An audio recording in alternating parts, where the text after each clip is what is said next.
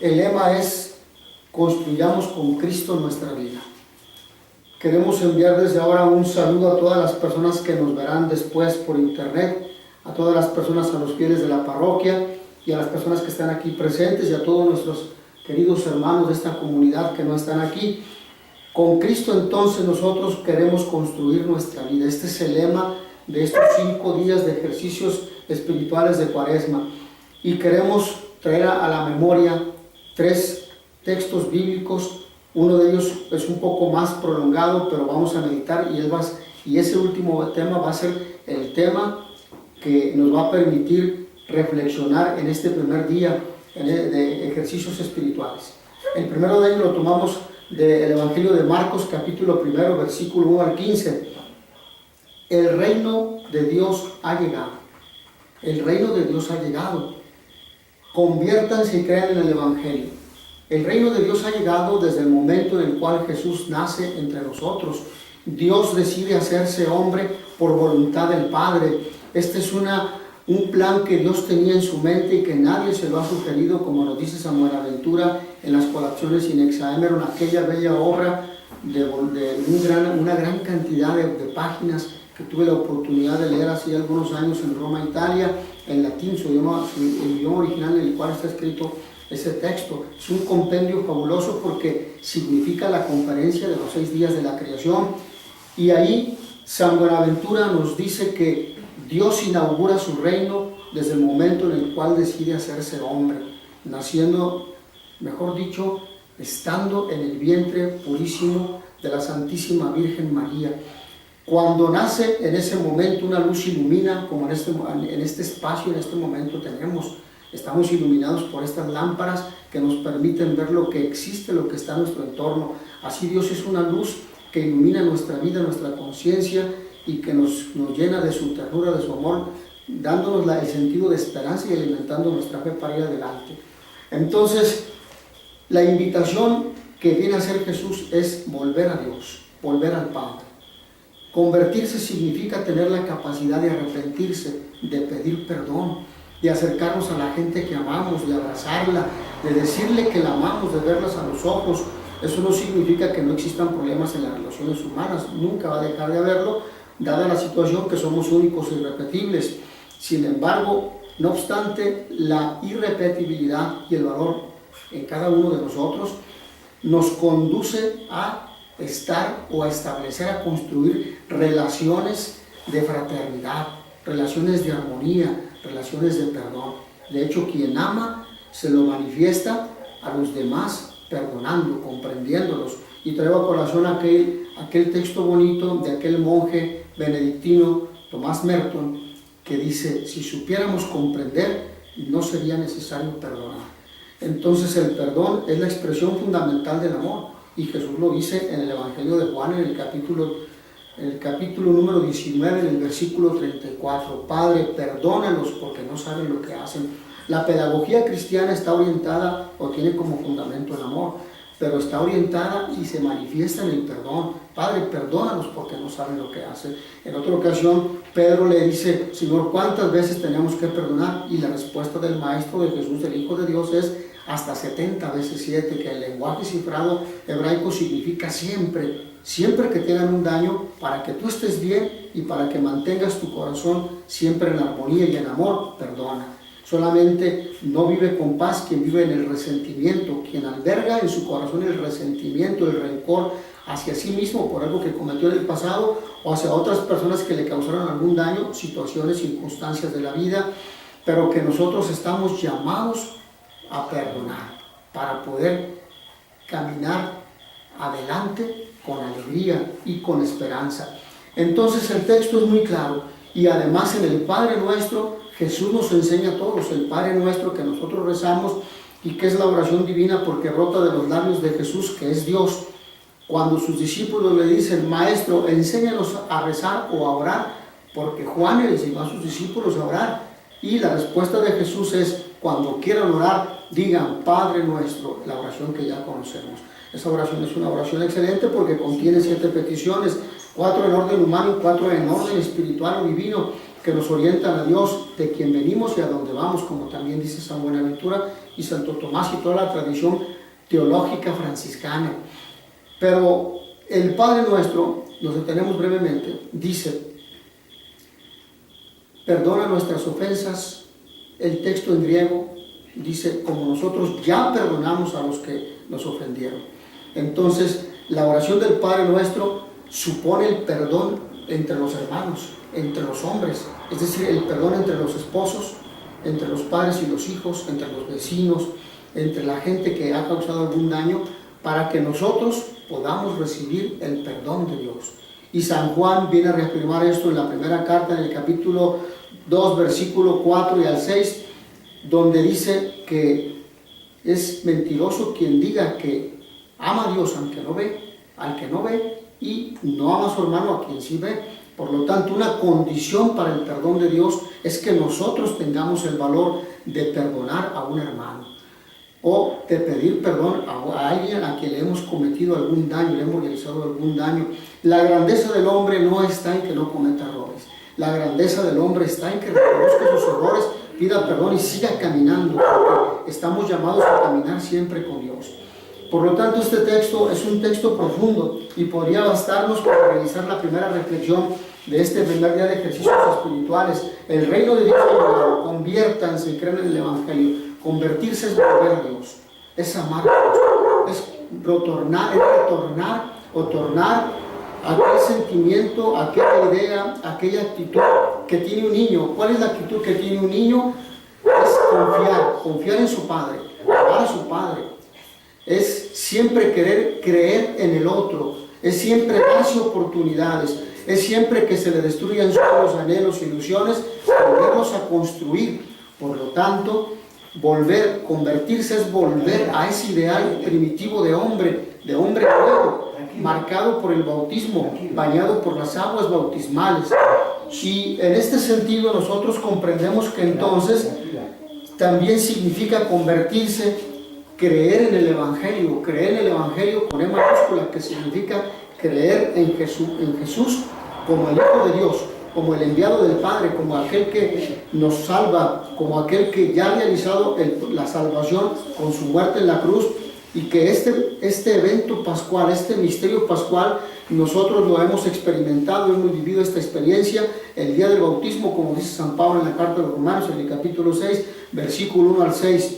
La misma suerte de Jesús, es decir, nacer, morir, ser sepultado, resucitar, ascender al Padre, es la misma suerte que nosotros vivimos el día del bautismo. También nosotros morimos al hombre viejo, es decir, a aquellas actitudes que nos alejan del bien, del amor de los demás.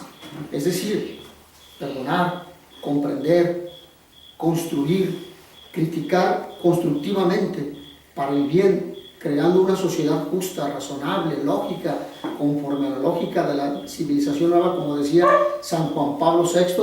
Construyamos la civilización del amor, que en 1968 le dijo a la juventud. Entonces somos llamados a erradicar todas las actitudes que destruyan y que nos alejen del bien sumo, como dice Santo Tomás en su Suma Teológica, que es Dios. Otro texto que es interesante también traer a colación es aquel que nos habla precisamente a partir del Evangelio de Mateo, en el capítulo 3, versículos 33 e incluso hasta el capítulo 4, versículo número 10, 16 incluso. Y ahí nosotros tenemos un propósito. Nosotros queremos vivir la conversión para transformar la realidad con los criterios del reino de Dios.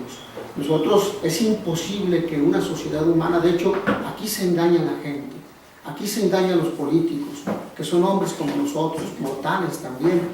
Cuando un político, por más inteligente, sabio, honrado que sea, quiere alcanzar los propósitos con su sola fuerza, esto es desgastante y esto es un proyecto que va al fracaso. Así hemos sido testigos de muchos procesos políticos a lo largo de la historia humana. Para que un proceso político, para que una ideología política tenga o alcance éxito, necesita estar fundamentada en Jesucristo. Pero por lo mismo esto se manifiesta en los criterios de formación o de construcción de una comunidad, porque es en la comunidad donde se manifiesta teológicamente, es decir, desde la fe, la esencia de Dios. ¿Cuál es la esencia de Dios? Sí, es el amor, pero la esencia de Dios nos conduce a construir comunidad. Dios que es Padre, Dios que es Hijo y Dios que es Espíritu Santo. Entonces, la fuerza de la sociedad está en la fuerza en la unidad. Es en la unidad donde se alejan todos los temores. Es en la unidad donde se fundamenta el valor y la fortaleza de la constitución humana. Porque ahí es donde actúa Dios, ahí es donde actúa el Padre, el Hijo y el Espíritu Santo. Si nosotros de verdad queremos transformar a México, queremos transformar nuestras comunidades parroquiales, queremos transformar el mundo, hemos de comenzar actuando en consecuencia con un sentido de construcción de la comunidad, es decir, de aceptación de todos, solamente dejando de lado las actitudes que destruyan la unidad, pero integrando a todos para construir un proyecto común, es decir, propósitos que beneficien a todos, no solamente a unos pocos, y propósitos que tampoco sean destructivos porque están sustentados en grupos y fuerzas de poder que se quieren bastar a sí mismas y que buscan sus propios beneficios. Desde ese punto de vista, los ejercicios espirituales de esta Cuaresma 2019 nos invitan a unirnos, a ver qué es lo que tenemos en común. Más allá de las ideologías políticas, más allá de nuestro credo religioso, estamos invitados a buscar la esencia. ¿Y cuál es la esencia? Somos personas, somos seres de verdad, somos seres de bien, somos seres de amor, somos seres de familia, nos construimos en torno al Padre y a la Madre de donde hemos nacido. Ahí hemos recibido la vida, hemos recibido en la principal institución que es la familia, los valores, y el valor fundamental es el amor. El amor es lo que nos hace ser lo que somos. El amor es lo que construye nuestra autoestima en términos psicológicos, pero aún más filosóficos, que los hemos encontrado en Sócrates, Platón y Aristóteles, y en toda la filosofía contemporánea con el gran Gabriel Marcel y otros tantos más como Levinas, filósofo de la ética del otro, del buscar el bien del otro. Si nuestro pensamiento se ubica en esta línea del pensar humano, nosotros estaremos en un camino cierto y estaremos construyendo nuestros proyectos, como dice Jesús, en roca sólida. Esto significa en criterios y en valores perennes que nunca pasan de moda. Y por lo tanto, nuestro propósito para esta Cuaresma será que nosotros vayamos construyendo, no obstante nuestra fragilidad y nuestra pobreza de pensar que nos tendemos a desanimarnos, que las personas de nuestra comunidad, en un ambiente de reflexión crítica de la realidad, de iluminación desde la palabra de Dios, de una profunda oración, disciernan y hagan suyo el compromiso de vivir un proceso de conversión personal y social con la finalidad de impulsar la transformación de la realidad con los criterios del reino de Dios. Es que es el reino de Dios está más allá de todo, el reino de Dios antecede a todo, el reino de Dios ha sido anunciado desde antes de la creación del mundo material, del mundo físico, desde que Dios ha creado aquel reino espiritual, pero aún desde antes. El proyecto de Dios era hacerse hombre para manifestar su bondad y la dulzura de su amor, un amor que es inexplicable y que se puede vivir, pero que, dada la fragilidad humana herida por el pecado original, nos cuesta muchas veces mucho trabajo realizar y sobre todo ser sensibles a Él en un mundo donde nosotros lo podemos encontrar, porque es un libro en la creación, como dice el Papa Francisco en su encíclica. Todas las cosas bellas que nosotros encontramos, el sol, su salida, la puesta del mismo, la luna, las estrellas, todo eso nos hace pensar en una gran belleza del universo. Si el universo manifiesta esa belleza, ¿cuánto más lo será su creador? Bueno, continuamos entonces avanzando. Nosotros queremos actuar entonces en base al Espíritu de Dios y sobre todo al Espíritu que se manifiesta en la vida de la Iglesia, en el Concilio Vaticano II, y sobre todo la posibilidad de confirmar los proyectos de Dios, que son ir descubriendo el misterio de Dios en una sociedad que vive alejada. La crisis que nosotros encontramos actualmente, lo decimos también a raíz del mensaje de todos los papas, desde Juan 23 hasta el Papa Francisco, se debe fundamentalmente a que el hombre se ha alejado de Dios. Existe crisis económica, sí, en México tenemos 80 millones de pobres. Dice la INEGI que existen 17 millones de personas que viven en pobreza extrema. Dada esa situación nos hace pensar por qué existe, nos lleva a cuestionarnos por qué existe pobreza económica, pobreza afectiva, por qué existe pobreza educativa. Estamos rezagados. En México ocupamos el último lugar en aprendizaje educativo. También tenemos el primer lugar en América Latina en corrupción. Esto se debe a que las sociedades han cometido el error de querer construir naciones sin Dios. Y sin Dios nadie puede vivir. Es como si dijéramos, nosotros podemos vivir sin el sol, sin el aire. Eso es imposible, nosotros moriríamos. Y por eso este primer tema, para este primer día, después de esta amplia introducción, apreciables hermanos que nos siguen ahorita y que luego nos van a seguir por internet, el tema se titula Entre conflictos y tentaciones. Y nosotros queremos para ello partir, y aquí nosotros entonces hacemos cumplimiento de aquello que habíamos anunciado al inicio del texto de Mateo, en el capítulo 3, versículos 13, y hasta el capítulo 4, en el versículo 16. Vamos a dar lectura y de ahí vamos a hacer una breve reflexión para cubrir el espacio y terminar puntualmente y no cansarlos para que el día de mañana puedan asistir y nos puedan seguir por los medios de comunicación. Jesús recibe el bautismo de Juan. Por entonces Jesús vino de Galilea al Jordán para encontrar a Juan y para que éste lo bautizara. Juan quiso disuadirlo y le dijo: ¿tú vienes a mí? Soy yo quien necesita ser bautizado por ti. Jesús le respondió: deja que hagamos así por ahora. De este modo cumpliremos todo como debe hacerse. Entonces Juan aceptó. Una vez bautizado, Jesús salió del agua. En ese momento se abrieron los cielos y vio al Espíritu de Dios que bajaba como una paloma y se posaba sobre él. Al mismo tiempo se oyó una voz del cielo que decía: este es mi Hijo, el amado, en él me complazco.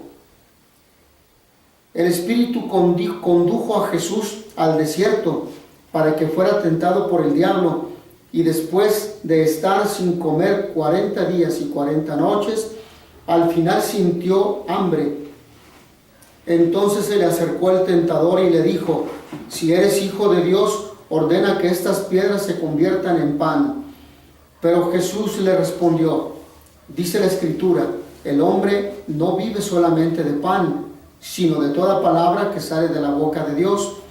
Después el diablo lo llevó a la ciudad santa y lo puso en la parte más alta de la muralla del templo, y le dijo: si eres Hijo de Dios, tírate de aquí abajo, pues la Escritura dice: Dios dará órdenes a sus ángeles y te llevarán en sus manos para que tus pies no tropiecen en piedra alguna. Jesús replicó: dice también la Escritura, no tentarás al Señor tu Dios. A continuación lo llevó el diablo a un monte muy alto y le mostró todas las naciones del mundo con todas sus grandezas y maravillas, y le dijo: te daré todo esto si te arrodillas y me adoras. Jesús le dijo: aléjate, Satanás, porque dice la Escritura, adorarás al Señor tu Dios y a Él solo servirás. Entonces lo dejó el diablo y se acercaron los ángeles a servirle. Cuando Jesús oyó que Juan había sido encarcelado, se retiró a Galilea. No se quedó en Nazaret, sino que fue a vivir a Cafarnaúm, a orillas del lago, en la frontera entre Zabulón y Neftalí. Así se cumplió lo que había dicho el profeta Isaías: tierra de Zabulón y tierra de Neftalí, en el camino hacia el mar, a la otra orilla del Jordán, Galilea, tierra de paganos. Escuchen, la gente que vivía en la oscuridad ha visto una luz muy grande. Una luz ha brillado para los que viven en lugares de sombras de muerte. Palabra de Dios. Te alabamos, Señor. Jesús. Bueno, pues hemos escuchado la palabra de Dios, ha sido un poco prolongada, sin embargo es palabra viva, es palabra de el mismísimo Jesús que ha sido proclamada por Él y que ahora esta palabra se ha sembrado en nuestro corazón y en nuestra mente, en nuestra conciencia, es decir, en nuestra capacidad racional, que son uno de las potencias del alma, como dice San Agustín en el libro Arbitrio, y también en la obra de Trinitate, sobre la Trinidad, cuando dice que las dos potencias del hombre, tres, junto con Santa Catalina de Siena, van a sostener son la inteligencia con la cual podemos llegar a la verdad, podemos conocerla, podemos vivirla y podemos proclamarla, y estamos llamados por los sacramentos de iniciación cristiana, el bautismo, la primera comunión y la confirmación, a ser testigos de la verdad, a ser profetas de la verdad, no obstante que a raíz de ella nos quiten la vida, porque dichoso el hombre que pierde la vida a causa de la verdad y la justicia, porque Dios se la dará. Dios le hará que la recupere, pero ahora con un cuerpo transformado. Pero entonces mencionábamos que el profeta, el último de los profetas, Juan, ve a Jesús y Jesús se acerca con él. Cuando Juan ve a Jesús, le dice: ahí el Cordero de Dios, no lo dice en este texto, lo dice en otro de San Juan, que quita el pecado del mundo, y Jesús se acerca a él para ser bautizado. ¿Qué sentido tiene aquí el bautismo si el bautismo que nosotros conocemos es para que quite los pecados? Jesús no tenía pecado, Jesús era impecable porque es Dios. Sin embargo, como hombre también experimentó las tentaciones, y por eso el maligno enemigo se le va a acercar cuando va al desierto para tentarlo. Hay muchas líneas de interpretación bíblica. Yo sigo esta y luego daré otras más con brevedad, dado el tiempo. Pero Jesús se acerca porque el bautismo tiene un sentido, que hemos escuchado en esta narración del texto de Mateo. Y la explicación breve, sintética, sencilla es la siguiente para todos ustedes, amables, llamados, aquellas personas que nos van a escuchar por internet, que nos siguen aún en este momento. El bautismo significa la misión que Dios le dará, por una parte. Por otra, la manifestación de Dios en su plenitud y en su totalidad. Es decir, Dios es Padre, Dios es Hijo y Dios es Espíritu Santo. Y la Santísima Trinidad se manifiesta ahí para decir cómo actúa y para que nosotros comprendamos ya desde Jesús y solo por su mediación quién y cómo es Dios. Y como decíamos, por otra parte, para que teniendo el conocimiento de Dios, ahora nosotros comprendamos que el bautismo tiene el sentido de envío. El bautismo quiere decir que el Padre, el Espíritu Santo, el Padre lo envía y el Espíritu Santo lo acompaña. Ahora Jesús va al desierto. Aquí entra Jesús en un conflicto, el conflicto de enfrentar una situación que su humanidad va a experimentar. ¿Qué hay? Porque ¿qué hay en el desierto? Soledad, sol, hambre, calor, por el día y por la noche un tremendo frío. Hermanos, el conflicto de Jesús de enfrentar el desierto son 40 días, simbólico, el desierto, lugar de soledad, lugar de dejar todos los apoyos afectivos, todos los apoyos materiales humanos, de despojarse de sí mismo, de las propias seguridades.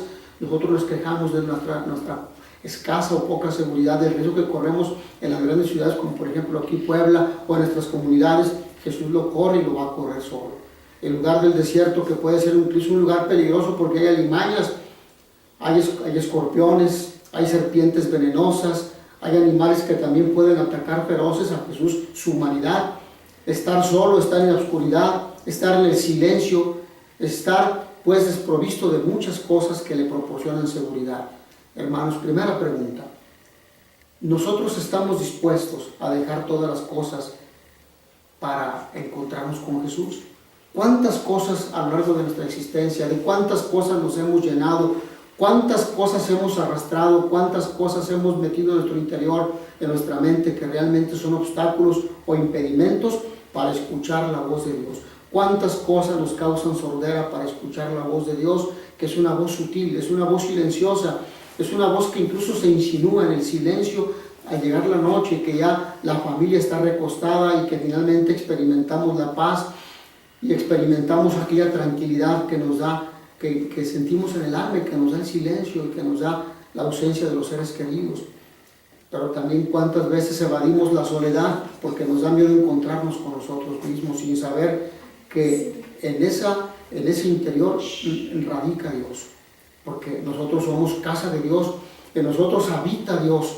Desde el momento en el cual el sacerdote que nos bautizó dijo: yo te bautizo en el nombre del Padre, del Hijo y del Espíritu Santo, desde ese momento somos habitados por la Santísima Trinidad que vive en nosotros, y que esa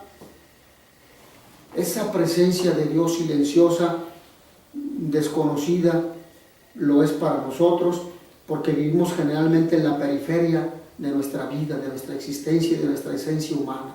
Nosotros que somos imagen y semejanza de Dios y que somos hijos del Padre por la acción salvadora de Jesús en la cruz. Nosotros también vivimos muchos conflictos como Jesús, muchos conflictos que son cosas confrontadas.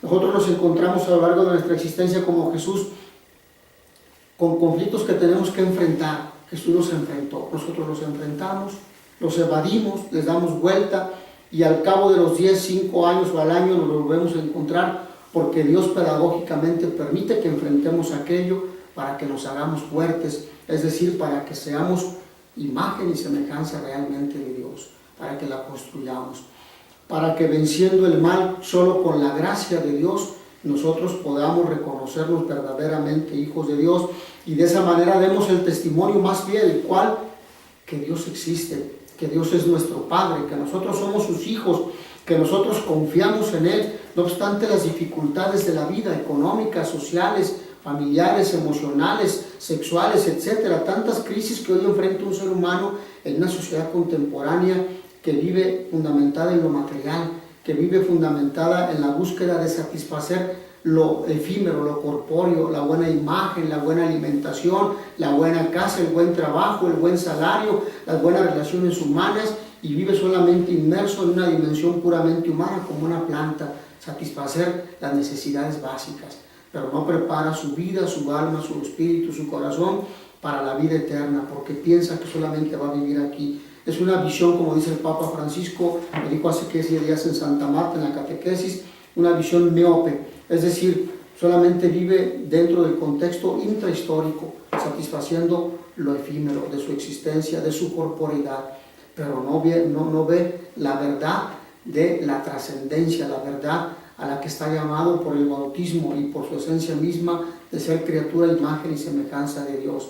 Entonces el hombre se preocupa solo por esto, pero el hombre no construye eternidad y sobre todo el hombre no construye el cielo. El cielo, hermanos, estamos en esa crisis y en ese dilema y en esa lucha de tentaciones a la cual somos sujetos diariamente y a cada instante por el maligno, por el mundo y por nosotros mismos, dice Santiago en su carta, porque estamos lejos de Dios.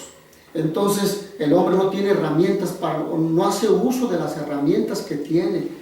Sus herramientas, ¿cuáles son? La oración, son la fe, son la gracia que recibe en el bautismo, son los sacramentos, la misa, la confesión, la oración, sea la lectura de la Biblia, el Santo Rosario, aquellos sacramentales estos son sacramentales, y los sacramentales como el agua bendita, la cruz, la devoción a los santos, las imágenes de los santos, que nosotros no los adoramos como dicen los protestantes, nuestros hermanos que se han separado de la iglesia y única iglesia verdadera, que es la católica, porque eso hay que decirlo categóricamente, así es, está sentado en la Sagrada, no lo digo yo, lo dice la Sagrada Escritura, no ese es el tema, sino nos abocaríamos a él con textos bíblicos para que a partir de la palabra poderlo responder y poder aclarar tantas dudas que tienen muchos de ellos y que están ahí por engaño, por desilusión, por malos, desgraciadamente, testimonios de nosotros los católicos.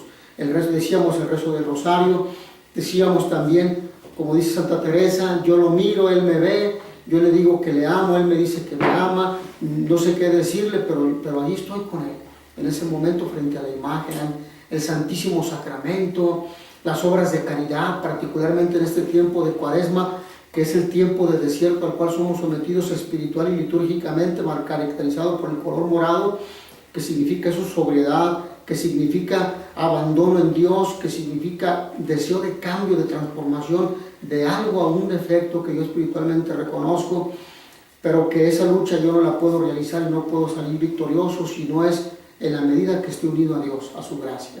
Y por eso Dios, nuestro Señor, en su Hijo Jesucristo, con la acción del Espíritu Santo y en la vida de la iglesia, que es el sacramento de salvación por excelencia, en ella está el depósito de la fe, los sacramentos, el ministerio de la iglesia, la tradición en la que nosotros conocemos, creemos y confiamos, nos van conduciendo cada año en la vivencia de la fe para que nos acerquemos a Dios.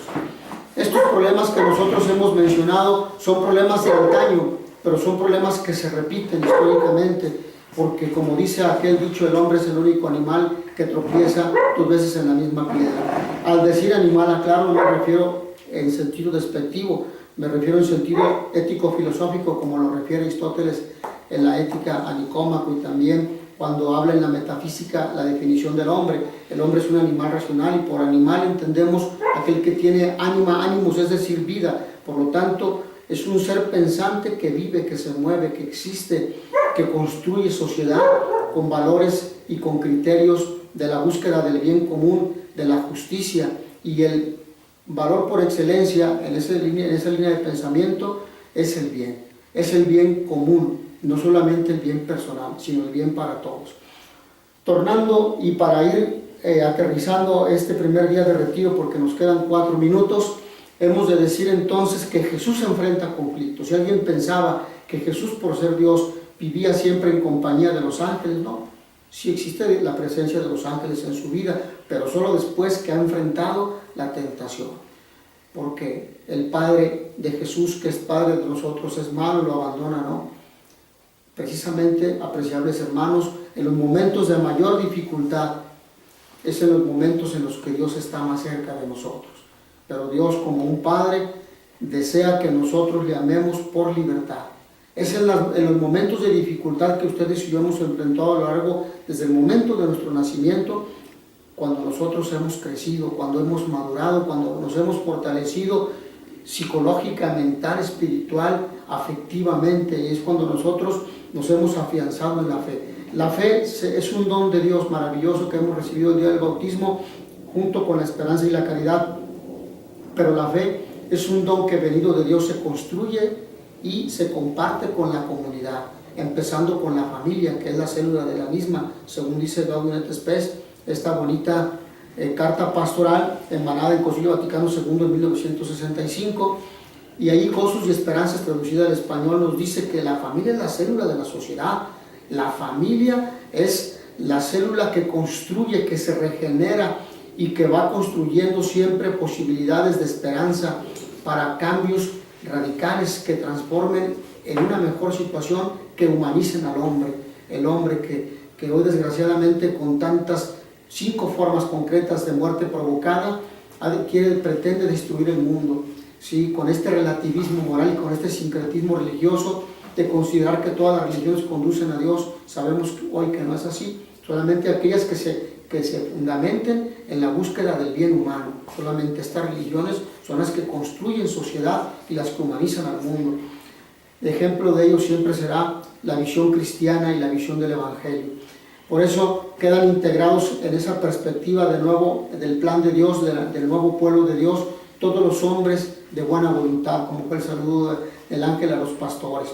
Apreciables hermanos, vamos a concluir este primer día de ejercicios espirituales. No se desanimen ante las adversidades.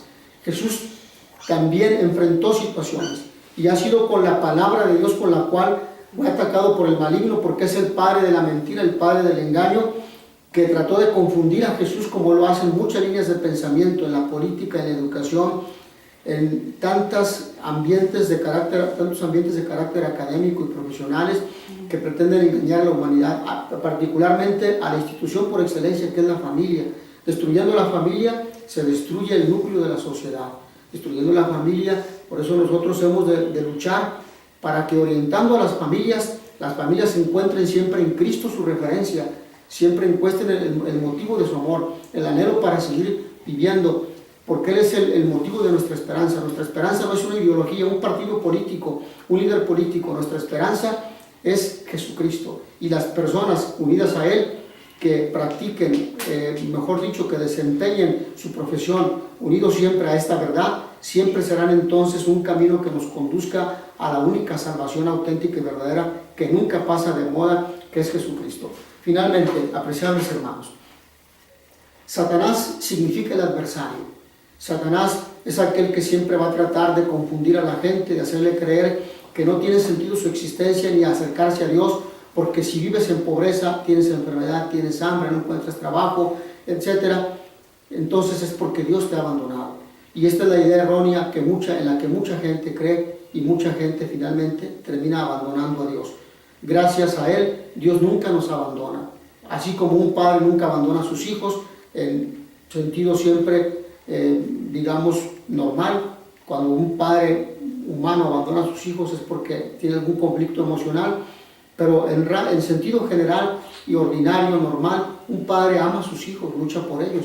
Si un padre humano que tenemos tantos defectos, no abandonamos a nuestros hijos, los amamos, luchamos por ellos, cuánto más Dios que es perfecto, que es perfectísimo. Si nosotros estamos unidos a Dios, venceremos las tentaciones como Jesús. Y las tres tentaciones que Jesús enfrentó y que nosotros enfrentamos son contra el poder, la lucha del poder, que se manifiesta a veces desgraciadamente en la rivalidad entre el esposo y la esposa. ¿Quién manda aquí? ¿Quién gana más? ¿Quién es el que financia todos los gastos de la familia sin pensar que la mujer trabaja a veces mucho más que los varones en la casa sin percibir ningún salario? Por lo tanto, es injusto y es irracional esa lucha. No debe existir esa lucha. Lo que gana el marido o lo que ganan ambos es para ellos y es para los hijos y es para construir una vida mejor. Y lo que sobre ya no es para la familia, ya es para otras familias o personas necesitadas de la comunidad, personas abandonadas, niños huerfanitos, personas de la tercera edad que no hay quien se ocupe de ellos. Ahí Dios nos llama porque somos cuerpo místico. No luchemos por el poder. Jesús contra esto contrarresta diciendo: yo estoy entre ustedes como el que sirve. Somos llamados a servir. El poder se vence con el servicio. El marido tiene que servir a la esposa al marido, juntos a los hijos para enseñarles el servicio y los hijos a los papás. Segunda conclusión. La tenemos en la segunda tentación que Jesús padece, en el tener. La gente hoy se quiere llenar de muchas cosas que a veces ni necesita y que no va a hacer uso, y mantiene bodegas, bicicletas abandonadas, tinacos abandonados, zapatos abandonados que ya no se nos usa, cuando hay gente que requiere. En esa bodega que nosotros tenemos en nuestras casas, veamos que ya no necesitamos y tengamos el valor cristiano de compartirlo con ellos. Sin embargo, lo que hoy más necesita la gente es nuestro cariño, y eso es lo que nosotros tenemos que considerar, que no haya mendigos de amor en nuestra casa, que no sea nuestra pareja, nuestra esposa una mendiga, alguien que está mendigando nuestro cariño, nuestra ternura, nuestras caricias, nuestro amor respetuoso, y aún en la intimidad, ser caballerosos y respetuosos para manifestar ante todo, no la complacencia única en sentido egoísta, sino la manifestación de un amor que se quiere extender hasta que la muerte los separe, porque el fundamento del matrimonio es el amor. El tener, lo que nosotros debemos luchar por tener es el amor de Dios. Es lo que nos basta, porque ese amor es lo que nos hace ricos. Las demás cosas pasan y no nos las vamos a llevar el día de nuestra muerte. Sin embargo, estamos llamados a administrar adecuadamente los bienes materiales, porque en esa administración adecuada de los bienes materiales que tenemos, hay que recordar que son porque Dios nos los ha dado. Dios ha permitido esa riqueza, y esa riqueza tiene que ser administrada correctamente, porque en esa administración nosotros nos santificamos. Nosotros nos santificamos, y en ese compartir los dones que también Dios nos ha dado, nosotros nos santificamos también. Tener, poder y placer. Es la tercera conclusión y última. Esta tercera es la del placer. La del placer no solamente en cuanto a lo que se refiere al apetito sexual, sino al placer por la satisfacción de estar con la gente que queremos, la gente que nos trata bien, la gente que nos habla, la gente que nos tiene un concepto favorable o elevado de nosotros, sino ir a aquellos, lo que dice el Papa Francisco, ir a la periferia, significa estar con la gente para santificarnos, que no nos quiere, que nos critica, que nos difama, tener la capacidad de hablarles bien, tener la capacidad de amarles, tener la capacidad de perdonarles y tener la capacidad de construir comunidad con ellos. Porque ¿qué sentido tiene, dice Jesús, hablarles a los que nos hablan, a los que nos aman y a los que les somos agradables, si Dios nos manda con nosotros. Apreciables hermanos que nos siguen aquí en este momento en vivo, y a todos los que nos verán después por las redes sociales, les envío un gran saludo de paz y bien. Con esto concluimos el primer día de ejercicios espirituales de Cuaresma en su edición 2019. El día de mañana nos veremos a la misma hora para reflexionar en el tema déjense reconciliar por Dios. Nadie somos perfectos, cometemos muchos errores al día, somos tentados muchas veces al día, pero solamente nos puede reconciliar Dios, solamente. Y ya veremos que existe un sacramento, que es el sacramento del perdón, iniciando por el bautismo y después por la confesión, reconciliación o penitencia, que así nosotros le llamamos y que así lo ha llamado la tradición de la Iglesia a lo largo de toda su historia milenaria. A todos, que Dios los bendiga, a todos buenas noches, a todos paz y bien. Nos vemos mañana.